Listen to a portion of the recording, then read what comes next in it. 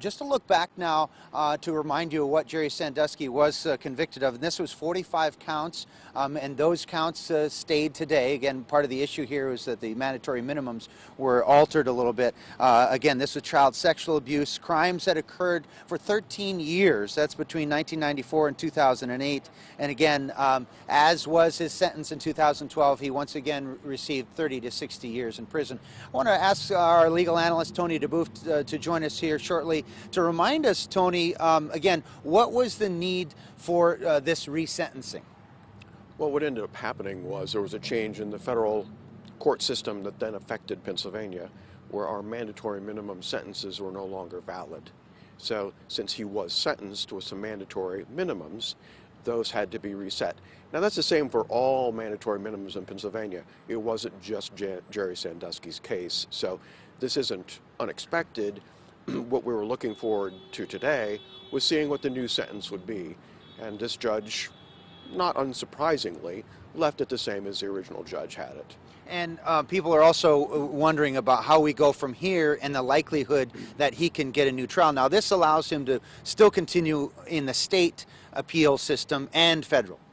Correct. I mean, one of the things that is a consequence of being resentenced, it's just like we're starting over. So he now has the ability, if he and his attorneys wish to, do a direct appeal again to the Superior Court or then after that the Supreme Court of Pennsylvania if they wish.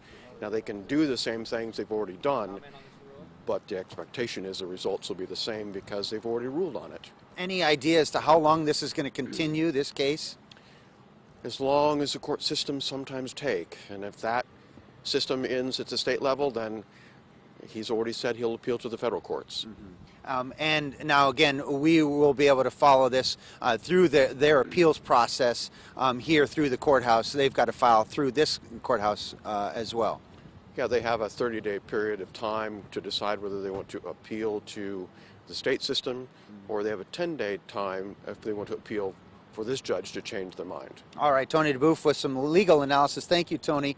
And again, so not a real surprise here by most folks indicating that they felt that this was going to be in that same category of time that Jerry Sandusky is sentenced 30 to 60 years. Reporting live from the Bellefonte Courthouse in Center County, John Clay, WTAJ News. Amanda.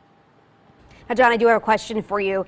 I know that Sandusky has had a large group of supporters all these years. In fact, just as that there were letters from victims, there were also 5 letters of support for his resentencing today. And among those supporters, John, of course, is his wife, Dottie. And you were able to speak with her for a few minutes. What did she have to say? Well, when I talked to her after, the thing that she wanted to share is that she hopes the truth comes out. As you said, there were a large group of supporters throughout this process and in the courtroom today for the sentencing.